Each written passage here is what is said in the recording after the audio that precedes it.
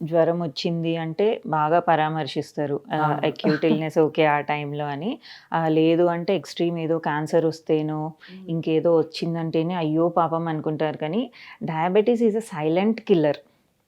అది వచ్చిందని యాక్సెప్ట్ చేయరు. It is also like almost cancer లాగే అనుకోండి. అంటే ఎందుకంటున్నా అట్లా అంటే లైక్ వచ్చింది అంటే కంటిన్యూయస్‌గా మెడికేషన్ వాడుతూ ఉండాలి.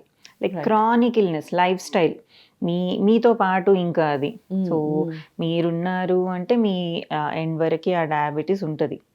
సో, అంటే ఆహ్, రె రెమిషన్ అయితుండొచ్చు. మధ్యలో strictly life style changes follow అయితే. బట్ ఒకసారి వచ్చిందంటే నో గోయింగ్ బ్యాక్ అని చెప్తాం.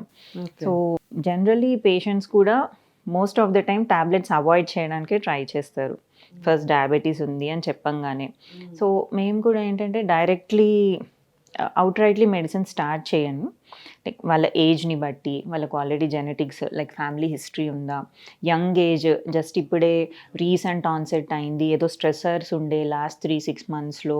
సో, కొంచెం స్లీప్ ప్రాపర్‌గా లేదు. లైఫ్ స్టైల్ డిస్టర్బ్ అయింది హ్మ్. హ్మ్. అనుకున్నప్పుడు స్ట్రిక్ట్‌లీ అంటే హెచ్‌బీఏవన్సీ అని లాస్ట్ 3 మంత్స్ యావరేజ్ చెక్ చేస్తాము.